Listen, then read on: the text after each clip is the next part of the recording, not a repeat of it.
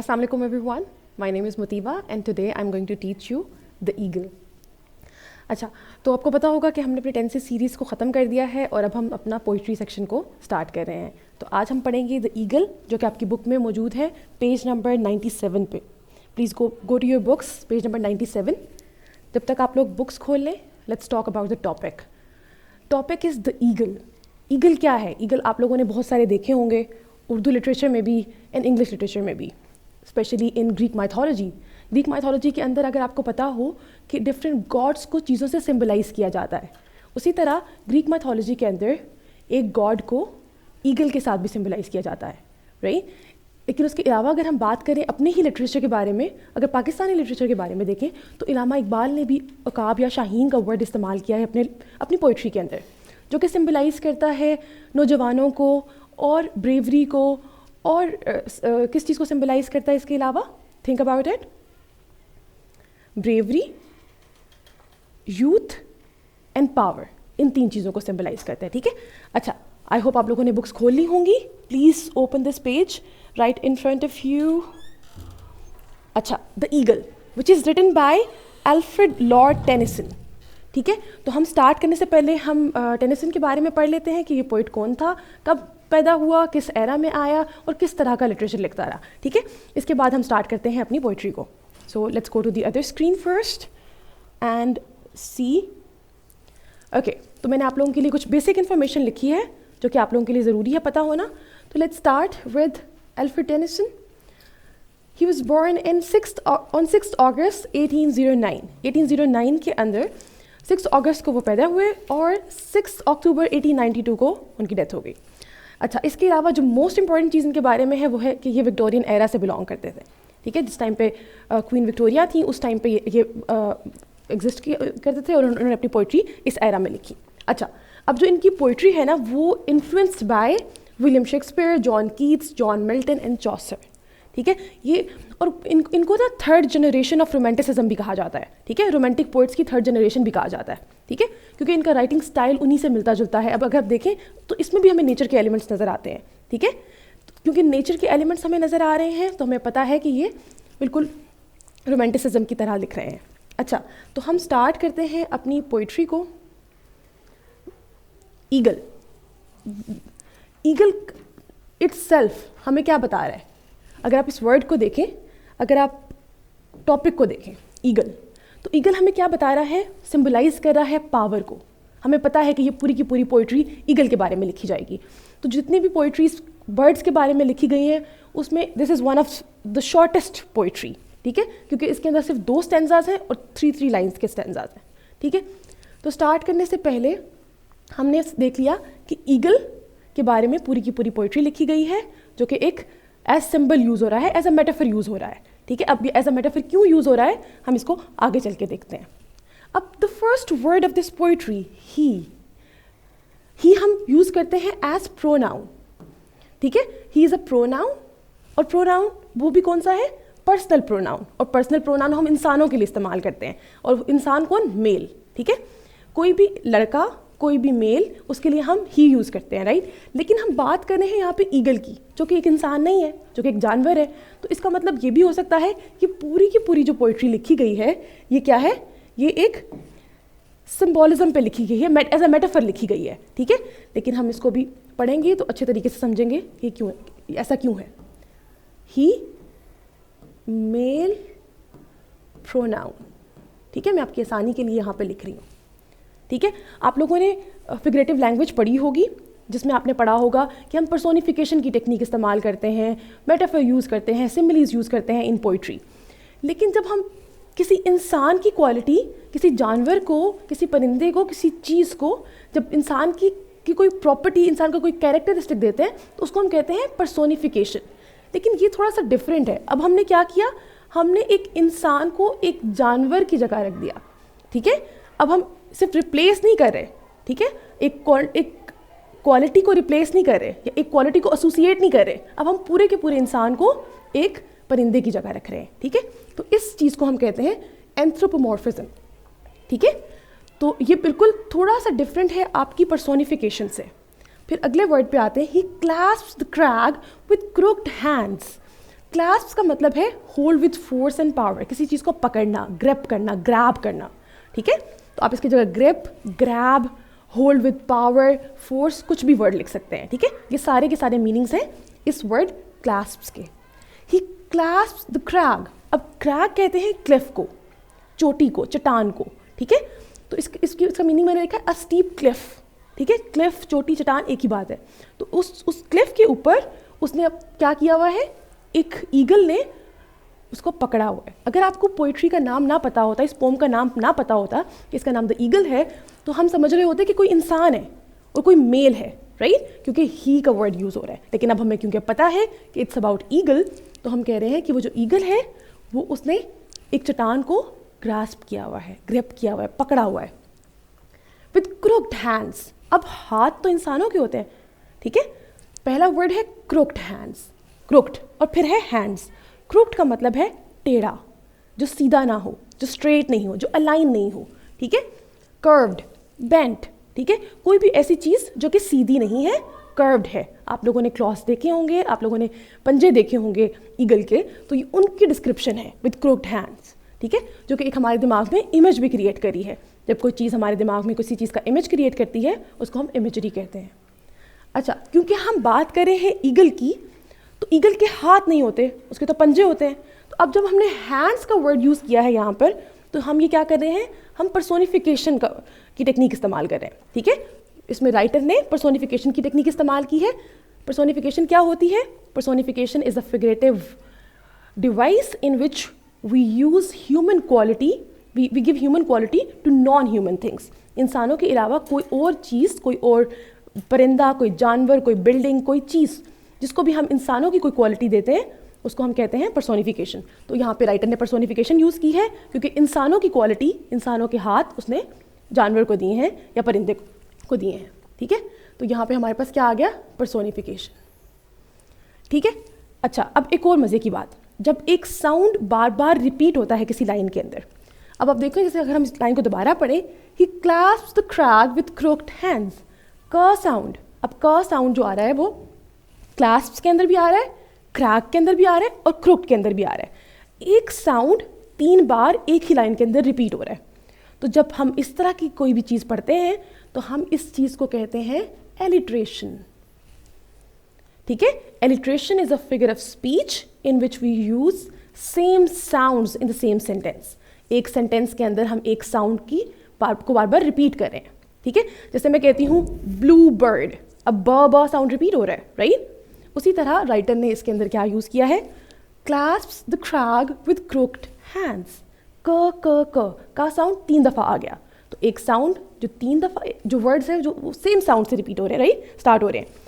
ये पहला वर्ड, पहला, दूसरा और तीसरा, तो 3 वर्ड्स हमारे सेम साउंड से स्टार्ट हुए, हमने इसको क्या कहा? एलिट्रेशन, ठीक है। अच्छा, फिर हम अपनी सेकेंड लाइन पे आते हैं। आई होप फर्स्ट लाइन सबको समझ में आ गई होगी। अब हम अपनी सेकेंड लाइन पे आते हैं। Close to the sun in lonely lands. Close to the sun. अब आप देखें, अगर हम रियलिस्टिक ग्राउंड पे बात करें तो सोचें, क्या कोई इंसान, कोई जानवर, कोई चीज़ सन के करीब जा सकती है? नहीं जा सकती।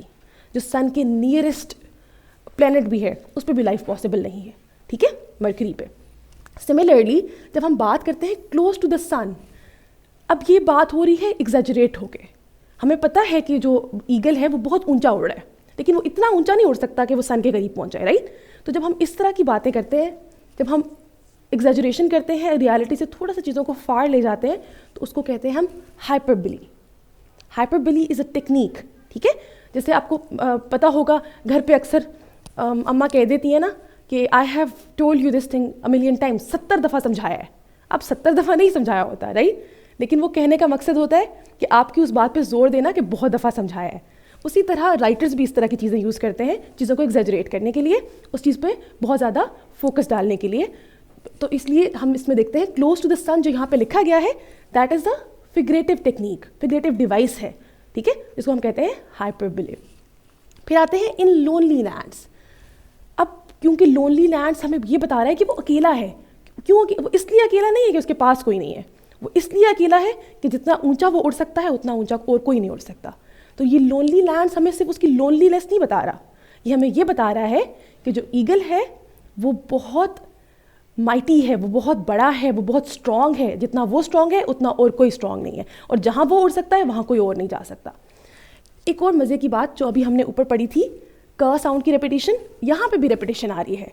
अब आप लोग मुझे मैं आप लोगों को कुछ टाइम देती हूँ जिसमें आप ये सोचें कि यहाँ पे किस चीज़ की रेपिटेशन हो रही है, फिर मैं आपको बताती हूँ कि कौन सी रेपिटेशन हो रही है। Close to the sun in lonely lands, L sound की, ल साउंड की रेपिटेशन हो रही है, लोनली लैंड्स। तो ये दोनों वर्ड्स हमें क्या बता रहे हैं कि अगेन एलिट्रेशन की टेक्निक यूज़ की गई है। यहाँ पे हमने फिर से क्या किया है, हमने नहीं, राइटर ने यूज़ किया, हम सिर्फ पढ़ रहे हैं। तो राइटर ने यहाँ पे अगेन एलिट्रेशन की टेक्निक यूज़ की है। अच्छा, फिर हम अपनी थर्ड लाइन पर आते हैं जो कि इस स्टैंजा की आखिरी लाइन है। Ringed with the azure world he stands. अब रिंग्ड के अंदर से ई ओमिट किया गया है, यहाँ पे ई होता जिसको ओमिट किया गया है, जिसको रिमूव किया गया है। क्यों? ताकि बैलेंस क्रिएट किया जा सके। ठीक है, तीनों वर्सेस के अंदर बैलेंस क्रिएट करने के लिए राइटर ने इसके अंदर से ई को ओमिट कर दिया। अब रिंग का क्या मतलब है? रिंग एक सर्कल बनाना, ठीक है, तो उसको घेरना। इस लाइन के अंदर पोइट ये कहना चाह रहा है, ringed with the azure world he stands.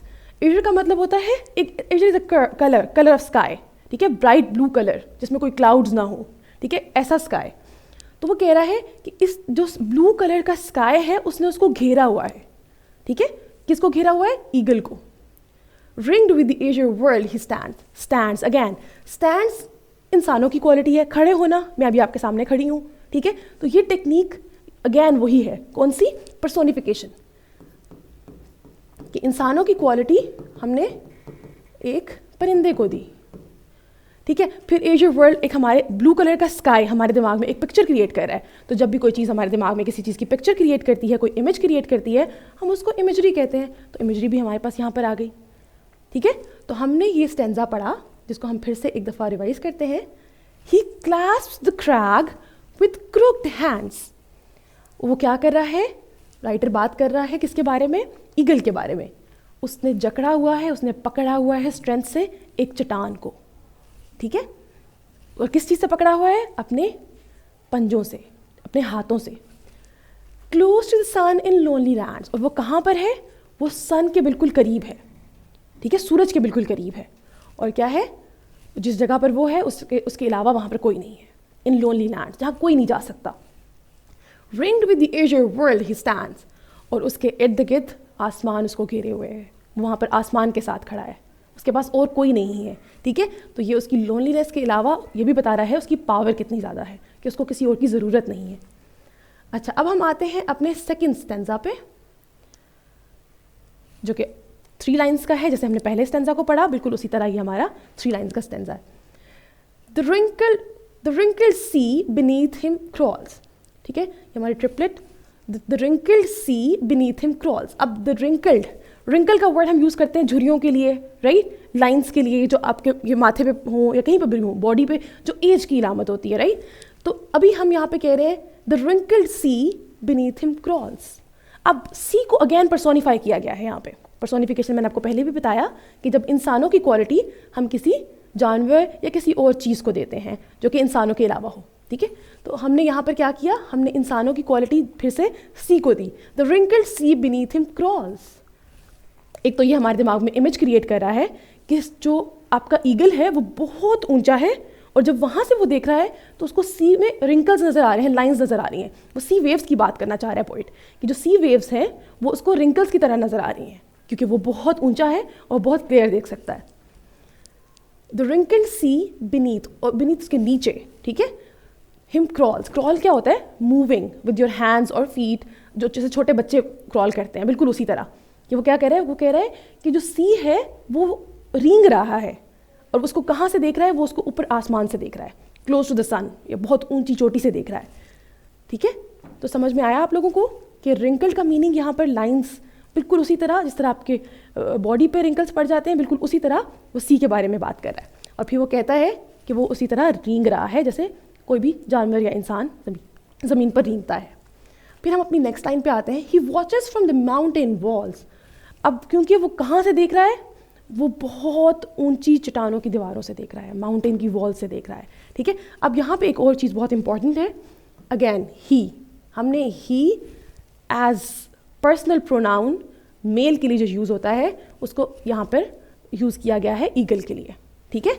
He watches from the mountain walls, वो कहाँ से देख रहा है, वो माउंटेन वॉल से देख रहा है। अब यहाँ पे एक वर्ड मिसिंग है, ही वॉचेस फ्रॉम हिज, आपकी जो बुक है उसमें लिखा हुआ है he watches from his mountain walls. अब ये जो वर्ड हिज है ना, ये क्या रिप्रेजेंट कर रहा है, ये वर्ड हिज रिप्रेजेंट कर रहा है कि he belongs to the, not he, the mountains belong to him, ठीक है। जो माउंटेन्स हैं वो किसको बिलोंग करती हैं, वो ईगल को बिलोंग करती हैं, वो ईगल की हैं, ईगल की पोजेसिवनेस शो कर रहा है, ठीक है।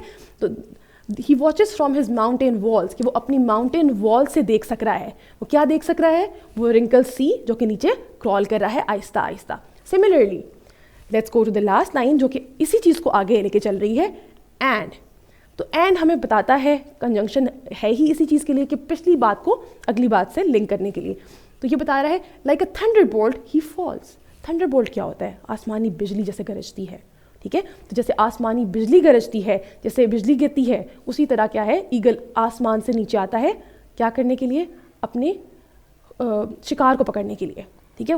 उसकी नज़र इतनी तेज़ है कि वो देखता कहाँ से है, वो अपनी माउंटेन वॉल से देखता है, ठीक है। वो क्लोज टू द सन, इतना ऊंचा है और वहाँ से देख रहा है, और फिर एकदम से बिजली की तरह नीचे इतनी स्पीड में नीचे आता है, अपने शिकार को पकड़ता है और वापस चला जाता है। This is how eagles move, ये उनका तरीका है, ये उनके शिकार का तरीका है। तो ये पूरी की पूरी जो पोइट्री है, इसके अंदर हमने देखा कि ईगल को सिंबलाइज किया गया है पावर के साथ, ठीक है। अगर हम इस लाइन को भी देखें ना, and like a thunderbolt he falls, तो ये एक छोटा सा जो थंडरबोल्ट का वर्ड है ना, ये भी हमें क्या सिंबलाइज कर रहा है कि पावर की, उसके अंदर इतनी पावर है ईगल के अंदर कि वो आसमान से ज़मीन पे इतनी तेज़ी से आकर शिकार करके चला जाता है, ठीक है। तो ये सब कुछ हमने आज पढ़ा। आज हम फिर एक काम करते हैं, अभी हम इसको रिवाइज़ करते हैं और फिर उसके बाद हम इसके सारे क्वेश्चंस को देखेंगे और इसकी पैराफ्रेजिंग देखते हैं। अच्छा, आपको पता है कि क्वेश्चन आपके जो एग्ज़ाम में आता है वो किस तरीके से आता है, आपके पास 2 क्वेश्चन आते हैं पोइट्री के, और पहला क्वेश्चन आता है कि आपने उसकी पैराफ्रेजिंग करनी होती है।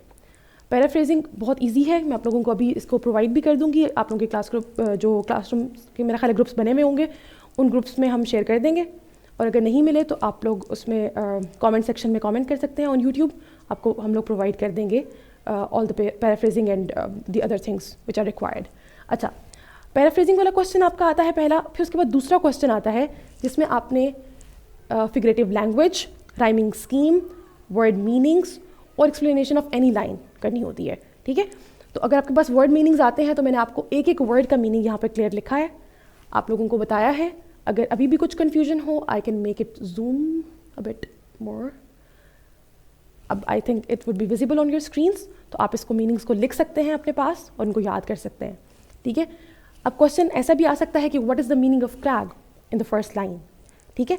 इस तरह कोई भी क्वेश्चन आ सकता है। फिर similarly, why the writer has used the word close to the sun in the first stanza, in the first triplet of the poetry.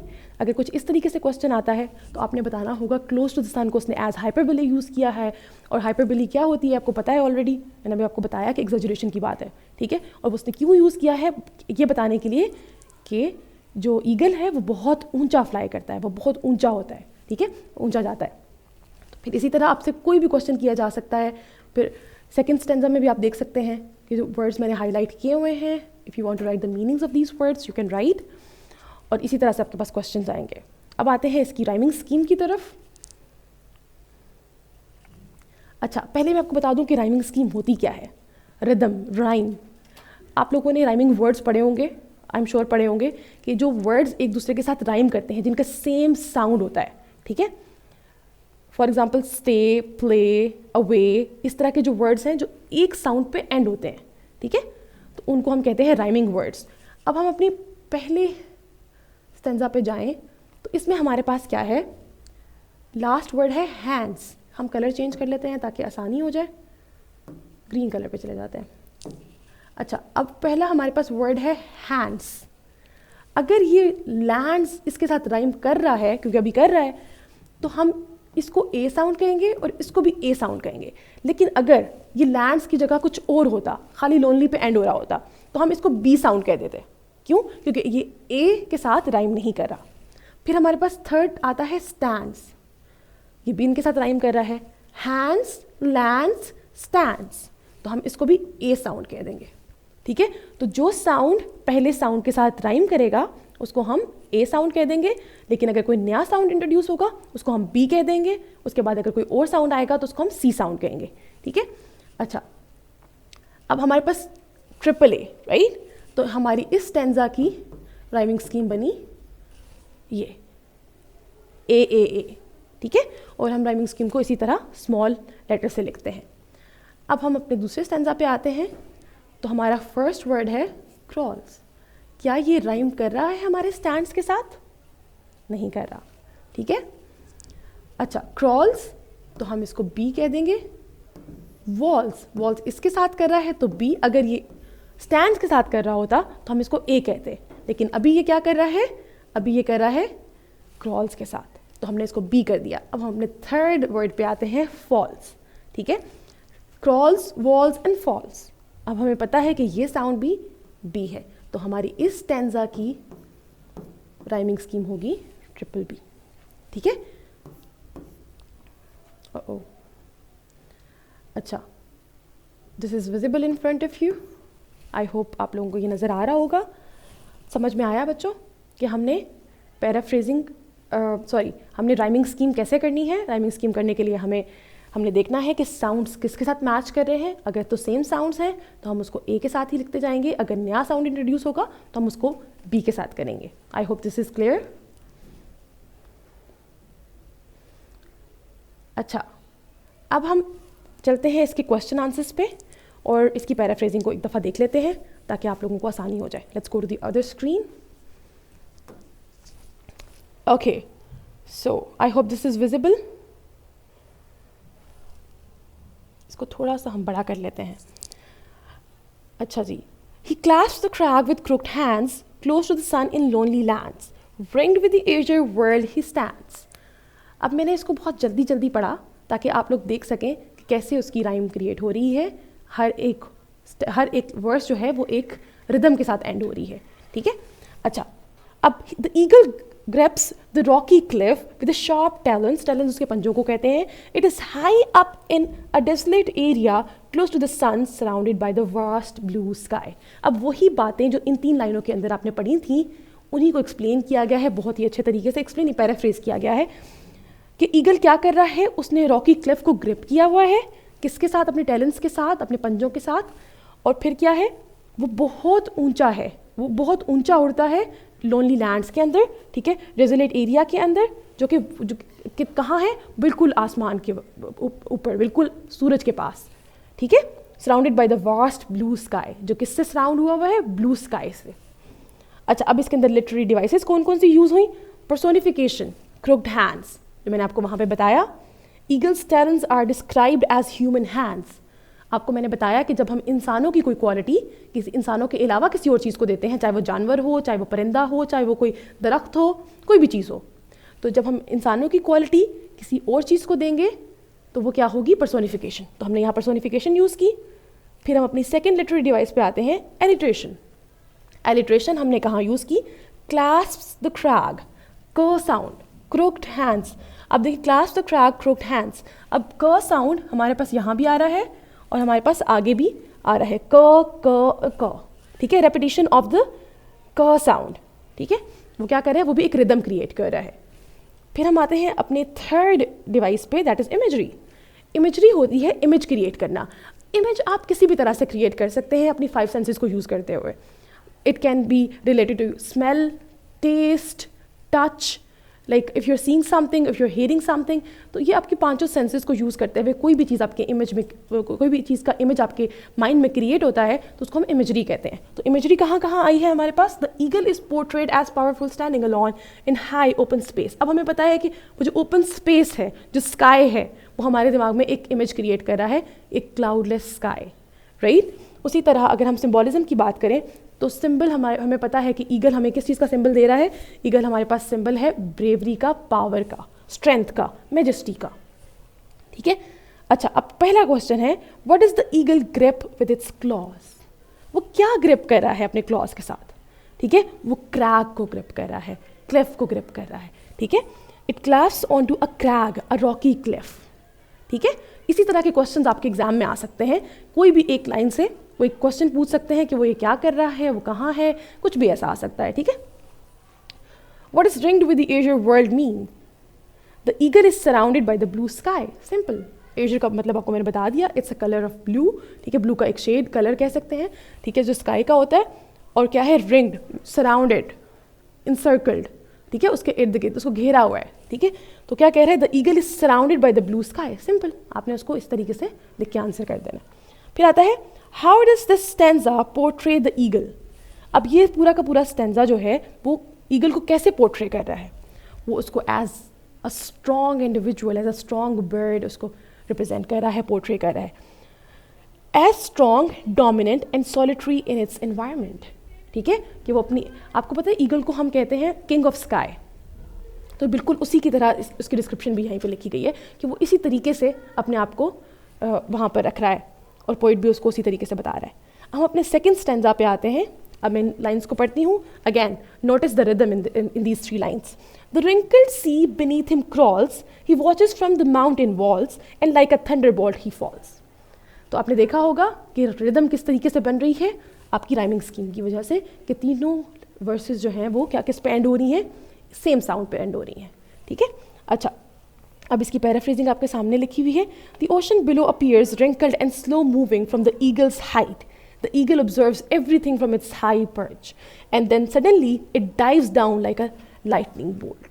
क्या है, एक ईगल है जो कि हाई उड़ रहा है और सब कुछ उसके नीचे है। इवन सी जो कि बहुत बड़ा है, वो भी एक रिंकल्ड चीज़ की तरह पता चल रहा है, बॉडी की तरह नज़र आ रहा है, जो कि क्रॉल करता हुआ नज़र आ रहा है, ठीक है। और उसके बाद क्या है, वो बिल्कुल एक बिजली की तेज़ी की तरह वो नीचे आता है और अपने शिकार को पकड़ता है। अच्छा, अब इसके अंदर पर्सोनिफिकेशन सी की यूज़ की गई है कि सी क्या है, वो ह्यूमन लाइक कैरेक्टर उन्होंने दिखाया, उसको ह्यूमन लाइक क्वालिटी दी कि वो क्या कर रहा है, वो क्रॉल कर रहा है, ठीक है। तो क्रॉलिंग ऑफ सी जो है वो भी एक पर्सोनिफिकेशन इसके अंदर हमें नजर आई। फिर सिमिली, सिमिली सबसे ईजीएस्ट फिगरेटिव लैंग्वेज है, आई एम श्योर आप लोगों को ऑलरेडी पता होगा। Simile is a figure of speech in which we compare two things by using as or like. तो जब भी हमने किसी भी दो चीज़ों को कंपेयर करना होता है, हम एज और लाइक इस्तेमाल करके दो चीज़ों को कंपेरिजन करते हैं, ठीक है। She is as beautiful as a flower, ठीक है, हमने किसी की खूबसूरती के बारे में बात करनी हो तो इस तरह से हम बात करते हैं, ठीक है, जिसको उर्दू में आप लोग आई थिंक तशबीह कहते हैं। तशबीह या इस्तारा आप लोग यूज़ करते होंगे ना, सिमिली मेटाफर उर्दू में भी, तो आप लोगों को आइडिया होगा, ठीक है। अच्छा, सिमिली, अब सिमिली आप लोगों को समझ में आया। अब राइटर ने यहाँ पे कंपैरिजन किया है लाइक का वर्ड यूज़ करके, और उस राइटर ने क्या बोला है, राइटर ने कहा है like a thunderbolt he falls, कि वो जो नीचे आता है वो बिल्कुल थंडरबोल्ट की तरह आता है। अब कंपैरिजन हो रहा है दो चीज़ों का। अच्छा, फिर आती है इमेजरी। इमेजरी क्या है, मैंने आपको अभी बताया कि इमेज क्रिएट करना creates a contrast between the calm sea and the eagle's sudden forceful movement. अब आपको पता होगा कि पहली लाइन के अंदर उसने बताया कि कितने सुकून से वो जो सी है वो क्रॉल कर रहा है। अब उसी का कंपैरिजन किसके साथ किया जा रहा है, ईगल की उस फ्लाइट से जो कि बहुत तेज़ी से आ रही है, ठीक है। वो जो क्रॉलिंग ऑफ सी है वो उसकी कामनेस शो कर रही है। ऑन दी अदर हैंड हमारे पास जो दूसरा इमेज क्रिएट हुआ वो क्या है, थंडरबोल्ट की तरह जो ईगल आया वो। फिर सिंबॉलिज्म, अगेन जो उसकी डाइव है ईगल की, जो ऊपर से नीचे उसका आना है, वो क्या हमें बता रहा है, वो ये सिंबलाइज कर रहा है उसकी पावर, उसका कंट्रोल एंड उसकी डेस्टिनी। अच्छा, अब इसके क्वेश्चन आंसर्स पे आ जाते हैं। Why is the sea described as wrinkled. अब ये क्वेश्चन आ सकता है आपके एग्जाम में। It suggest an aged slow moving surface emphasising the eagle's height and perspective. आपको पता है ईगल जैसे हमारी 6x6 आई साइट होती है ना, उस तरह ईगल की 20x20 होती है, ठीक है। तो अब हम ईगल इतना ऊंचा ऊपर से देख सकता है। अब हमें पता चला कि ईगल क्या है, क्लोज टू द स्काई है। क्लोज टू द स्काई मतलब बहुत ऊंचा है, माउंटेन से ऊंचा वो उड़ रहा है। वहाँ से उसको जो ओशन नज़र आ रहा है, सी नज़र आ रहा है, और उसके अंदर उसको अपना शिकार भी नज़र आ रहा है, ठीक है। तो अब जो रिंकल्ड सी है, ये यही बात इसी चीज़ को डिपिक्ट कर रहा है कि जो सी की लाइंस हैं, जो वेव्स हैं, वो इतनी ऊंची वहाँ से देख सकता है, ठीक है। तो ये उसकी आई साइट के बारे में, उसकी स्ट्रेंथ के बारे में बताने के लिए राइटर ने ऐसा वर्ड इस्तेमाल किया है, ठीक है। उसकी किस चीज़ पे एम्फेसाइज करने के लिए उसकी हाइट को, उसका पर्सपेक्टिव कि वो कहाँ से देख सक रहा है। अच्छा, what is like a thunderbolt he falls suggest. अब इस like a thunderbolt he falls, इसका क्या मतलब यहाँ पे राइटर ने इस्तेमाल किया है, ये क्या मतलब यहाँ पे दे रहा है। The eagle moves with sudden force, speed and precision like lightning. जिस तरीके से एकदम से बिजली गिरती है, आसमानी बिजली गिरती है, बिल्कुल उसी तरह एकदम से वो भी नीचे आता है। उसकी रफ्तार को बताने के लिए, उसकी स्पीड को बताने के लिए राइटर ने ये वर्ड यूज़ किए हैं। How does the second stanza contrast with the first. अब आपको पता है कि पहला stanza is different and the second one is different. How it is different ये पूछा जा रहा है। The first stanza shows the eagle as calm and watchful, while the second shows it in swift action. पहले वाले में आपको उसका कोई एक्शन नहीं दिखाया गया, ठीक है, उसकी कामनेस, उसकी माइटीनेस, उसकी स्ट्रेंथ को बताया गया, लेकिन सेकेंड स्टेंजा के अंदर उसका एक्शन दिखाया जा रहा है, ठीक है। अच्छा, फिर हम इसके अंदर एक सेकेंड थीम्स देख लेते हैं। अब इसके अंदर हमारे पास जो थीम्स आ रही हैं वो power and majesty of nature आ रही है। सबसे पहले the eagle represent strength, dominance and beauty in the natural world. फिर सेकंड जो आ रही है वो आइसोलेशन एंड सुप्रीमेसी आ रही है। The eagle is alone but in control. Remember मैंने आप लोगों को जब लॉनली लैंड्स वाली बात बताई थी तो मैंने आपको ये बात कही थी कि इसका ये मतलब नहीं है कि वो अकेला है, उसके पास कोई नहीं है, नहीं। This shows that the eagle is alone but in control, कि वो है इन कंट्रोल, ठीक है, वो उसको किसी ने छोड़ा नहीं है, वो बिल्कुल अकेला तन्हा नहीं है, ठीक है, वो इन पावर है। सिंबलाइजिंग इंडिपेंडेंस एंड सुपीरियोरिटी, ठीक है, उसकी इंडिपेंडेंस शो कर रहा है, उसकी सुपीरियोरिटी शो कर रहा है कि वो सबसे बालातर है, वो सबसे ऊपर है इन सब परिंदों में, ठीक है, इसलिए इसको किंग ऑफ स्काई भी कहते हैं। The cycle of life, the eagle waits patiently before taking decisive action, symbolising patience and destiny. अच्छा, मैं आपको बड़े मजे की बात बताती हूँ साइकिल ऑफ लाइफ के बारे में ईगल की, कि ईगल क्या होता है कि ईगल की लाइफ में एक ऐसा टाइम आता है जब उसके पंजे ग्रो कर जाते हैं, ठीक है, वो इतने ज़्यादा ग्रो कर जाते हैं और उसकी चूंच भी इतनी ग्रो कर जाती है कि वो शिकार नहीं कर पाता, ठीक है। तो फिर क्या होता है, फिर उसने एक लाइफ चेंजिंग प्रोसेस से गुजरना होता है। 3 मंथ्स तक वो शिकार नहीं कर पाता, उसको किसी एक चट्टान के अंदर रहना पड़ता है जहाँ पे वो अपने पंजों को और अपनी चूंच को पत्थरों से रगड़ता है, और जब वो पत्थरों से अपनी चूंच को रगड़ता है तो वो चूंच उसकी वहाँ से उतरना शुरू हो जाती है, उसके नाखून उतरना शुरू हो जाते हैं। और ये 3 मंथ्स का बहुत पेनफुल प्रोसीजर होता है जिसके अंदर वो अपने सारे पंजों को गिराता है और फिर नए पंजे उसके उगते हैं, उसी तरह उसकी नई चूंच उगती है और फिर दोबारा से वो अपनी यूथफुल उसके ऊपर चला जाता है और फिर से वो शिकार करता है। तो ये सब कुछ हमें क्या सिखा रहा है, ये हमें बता रहा है कि स्ट्रेंथ कितनी ज़रूरी है, पेशेंस कितनी ज़रूरी है, ठीक है। तो this is all about the eagle जो हमने आज पढ़ा। आई होप आप लोगों को समझ में आया होगा।